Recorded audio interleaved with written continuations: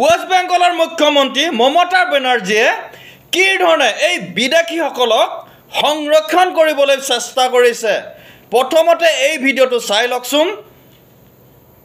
Election commission को chair को respect करते हैं, लेकिन जैसे बिहार में 40 लाखों का ज्यादा आदमी को नाम निकाल दिया और बंगाल में भी करने वाला है। अगर करेगा तो घेराव कर्मसूची करेंगे, पूरा घेराव होगा, पूरा आंदोलन होगा। हम नाम काटने नहीं देंगे, हम नाम डालने नहीं देंगे डिटेंशन कैंप में।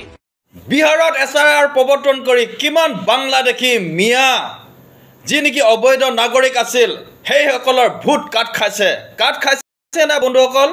ঠিক তেনেকৈ ৱেষ্ট বেংগলতো নিৰ্বাচন আয়োগে SIR প্ৰৱৰ্তন কৰিবলৈ গৈ আছে আৰু কৰি আছে কাম।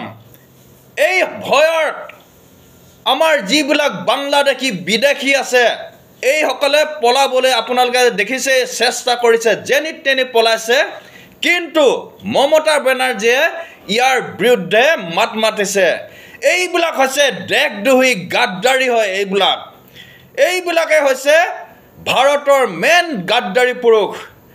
এইসকলে ভাৰতৰ উন্নতি কাহিনীও নিবিচাৰে, অকল গাদী বিচাৰে, অকল গাদী। সিহঁতক গাদী হ'লে ভাৰতখন ৰাজ্যখন যিয়ে হওক লাগে চব এৰি দিব, মুঠৰ ওপৰত সিহঁতক গাদী লাগে।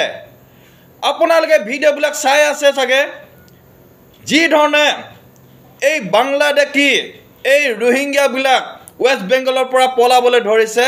এইবিলাকত আপোনালোকৰ সমৰ্থন আছে না নাই? আছে নাই আপোনালোকৰ? নিশ্চয় আছে চাগে আপোনালোকৰ।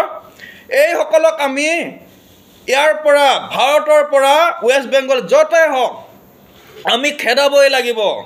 সুদূৰ ভৱিষ্যতে এইসকলে যে আমাক বহু ডাঙৰ বিপদত পেলাব সেইটো চিৰ সত্য।